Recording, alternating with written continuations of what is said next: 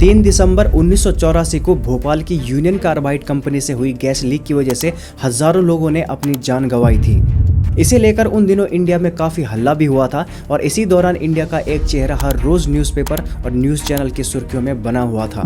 उस शख्स का ये कहना था कि भोपाल गैस लीक की ये घटना अमेरिका की एक सोची समझी साजिश थी, क्योंकि अमेरिका उस पॉइजनस गैस को टेस्ट करना चाहता था। और इतना ही नहीं, इसके बाद जब अमेरिका में 9/11 का अटैक हुआ तब भी उस इंडिया के शख्स का यही कहना था कि 9/11 का अटैक भी अमेरिका का ही एक प्लान था, ताकि इस हमले का बदला लेने के बहाने अफगानिस्तान पर युद्ध थोपा जा सके और उस युद्ध में अमेरिका अपने वेपन्स की पावर दुनिया के सामने दिखा सके। उस इंडियन शख्स का ये तक कहना था कि अमिताभ बच्चन पेप्सी की एड इसलिए नहीं करते क्योंकि खुद उनकी इंटेस्टाइन पेप्सी की वजह से डैमेज हो चुकी है। अब आप सोच रहे होंगे कि इतनी बोल्ड स्टेटमेंट देने वाला वो इंडियन शख्स आखिर कौन था? तो वो इंडियन शख्स कोई और नहीं बल्कि इंडिया के most underrated hero Shri Rajiv Dixit थे। 1984 में अमेरिका की एक कंपनी ने अमेरिका से अपना कारखाना उठाकर भारत में लगाया, तो वहाँ यूनियन कार्बाइड का कारखाना लग गया। उस कारखाने में उन्होंने एक जहरीला सामान बनाना शुरू किया जिसका नाम था 777 और एक दिन वो जहरीली गैस का सिलेंडर फट गया, उसमें से हज़ारों टन जहरीली गैस निकली और भोपाल में 17,000 लोग एक ही रात में तड़प तड़प कर मर गए। आज हम उनकी लाइफ के कुछ ऐसे पहलुओं को जानेंगे जिसके बारे में आज बहुत कम बात होती है। आखिर कौन थे राजीव दीक्षित जी? इंडिया के लिए उन्होंने ऐसा क्या किया जो आज भी यूट्यूब और फेसबुक जैसे सोशल मीडिया पर उनके नाम के हजारों सोशल मीडिया पेजेस चलाए जाते हैं? आखिर क्यों उनकी मौत आज भी एक कंट्रोवर्शियल टॉपिक बनी हुई है और आखिर क्यों उनकी मौत के तार बाबा रामदेव के साथ जोड़कर देखे जाते हैं? इसके बारे में भी आगे डिटेल से बात करेंगे।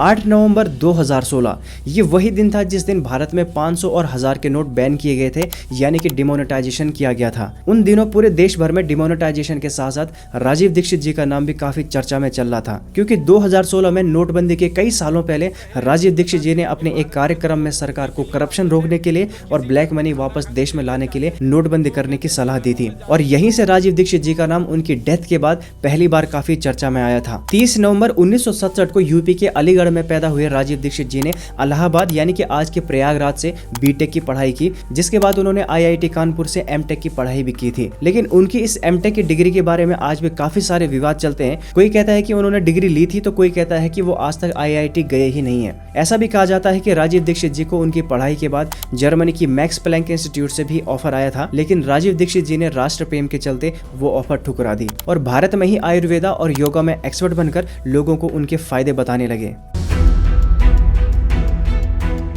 राजीव दीक्षित जी को लिबरलाइजेशन और ग्लोबलाइजेशन से सख्त नफरत थी। उनके मुताबिक आजादी के बाद कांग्रेस सरकार ने लिबरलाइजेशन और ग्लोबलाइजेशन लाकर बहुत बड़ी गलती की है। उन्होंने स्वदेशी को प्रमोट करने के लिए कोका कोला, पेप्सी, कोलगेट और यूनिलीवर जैसी विदेशी कंपनियों का काफी बहिष्कार किया था। उनके कुछ ब्रांड नेम है जैसे बूस्ट है, हॉर्लिक्स है, प्रोटीनेक्स है, बॉर्नविटा है, मॉल्टोवा है। फूड सप्लीमेंट्स के रूप में आप उनके अलग अलग ब्रांड नेम जानते हैं। यहीं से शुरुआत करिए, क्योंकि इनमें से किसी की भी गरज और ज़रूरत हमारे देश के नागरिकों को नहीं है।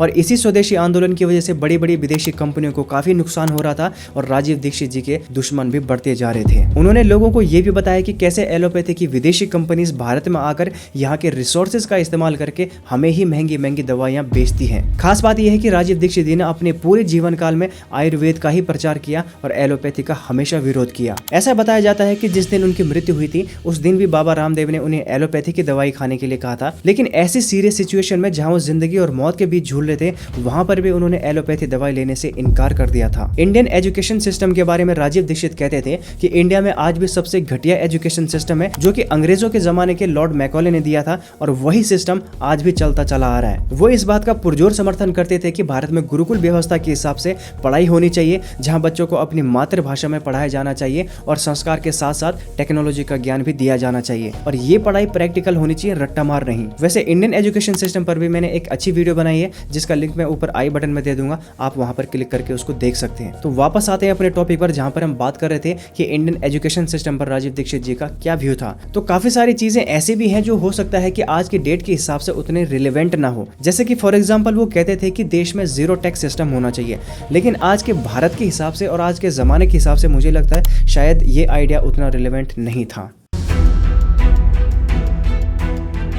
साल 2009 में पहली बार राजीव दीक्षित जी और रामदेव बाबा एक साथ मिले थे। दोनों के मिलते जुलते विचारों की वजह से दोनों ने एक साथ आकर स्वदेशी मूवमेंट चलाने का फैसला भी किया था। रामदेव बाबा आस्था और संस्कार टीवी चैनल पर अपने कार्यक्रम में राजीव दीक्षित जी को भी लाने लगे थे। राजीव दीक्षित जी के देश प्रेम और राष्ट्र प्रेम की भाषा और स्वदेशी की बातें लोगों को इतनी पसंद आने लग गई थी कि उन दिनों राजीव दीक्षित जी पूरे देश में काफी फेमस हो गए थे और ऐसा कहा जाता है कि इस रेस में रामदेव बाबा कहीं पिछड़ते दिखाई दे रहे थे। इसी बीच इन दोनों ने अपने एक खुद की पॉलिटिकल पार्टी लॉन्च करने की बात भी कही थी, जो देश के जवानों की बातें सरकार के आगे रखेगी। लेकिन इसी दौरान छत्तीसगढ़ के भिलाई में राजीव दीक्षित जी का एक प्रोग्राम रखा गया था, जिसको 26 नवंबर से लेकर 30 नवंबर तक चलना था। लेकिन 30 नवंबर 2010 को नियति को कुछ और ही मंजूर था कि 30 नवंबर को प्रोग्राम में जाने से पहले उनकी तबीयत खराब हो गई और उनको हार्ट अटैक आ गया। उस टाइम पर उनके साथ उनका ड्राइवर था, जो उनको भिलाई के एक हॉस्पिटल में ले गया था, लेकिन वहां उनकी सिचुएशन और भी ज्यादा क्रिटिकल हो गई, जिसकी वजह से वहां के डॉक्टर ने उनको अपोलो हॉस्पिटल में रेफर कर दिया और उन्हें वहां ले जाया गया। लेकिन हॉस्पिटल जाने से पहले राजीव जी इस दुनिया को छोड़ चुके थे और भारत देश अपने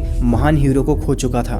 इसके बाद जब राजीव दीक्षित जी के बारे में लोगों को बताया गया तो हॉस्पिटल के बाहर हजारों की संख्या में लोग इकट्ठा हो गए थे। प्रियंका पाठक की गॉडमैन टू टाइकून किताब में उन्होंने बताया था कि राजीव दीक्षित जी के मौत के बाद उनका शरीर उनके गांव ले जाने के बजाय रामदेव बाबा के हरिद्वार वाले आश्रम में ले जाया गया था और यहीं से रामदेव बाबा के बारे में लोगों के मन में शक पैदा होने लगा। प्राइवेट हेलीकॉप्टर से जब राजीव दीक्षित जी का शरीर आश्रम ले जाया गया तो वहां तक पहुंचते पहुंचते उनका शरीर नीला पड़ गया था। आश्रम में जब लोग राजीव दीक्षित जी के अंतिम दर्शन करने आ रहे थे तो लोग उनके शरीर की हालत देखकर शॉक्ड हो रहे थे। इस किताब में यह भी बताया गया है कि राजीव दीक्षित जी का शरीर बैंगनी नीला पड़ गया था, उनकी स्किन उधड़ने लगी थी, खून के धब्बे दिख रहे थे और उनकी नाक से काले नीले रंग का ब्लड भी बह रहा था। और इन सब पॉइंट्स को कनेक्ट करके लोगों के मन में यही शक पैदा हो रहा था कि राजीव दीक्षित जी को हार्ट अटैक नहीं आया है, बल्कि किसी ने जहर देकर मारा है। लोगों के बीच जब ये फुसफुसाहट होने लगी तो कुछ लोगों ने राजीव दीक्षित जी की बॉडी का पोस्टमार्टम कराने की मांग उठाई। इसके लिए कुछ लोग रामदेव बाबा से मिलने भी गए थे, लेकिन ऐसा कहा जाता है कि उस टाइम पर रामदेव बाबा ने बॉडी का पोस्टमार्टम कराने से इनकार कर दिया था। और बाद में रामदेव बाबा ने सबके सामने आकर ये कहा था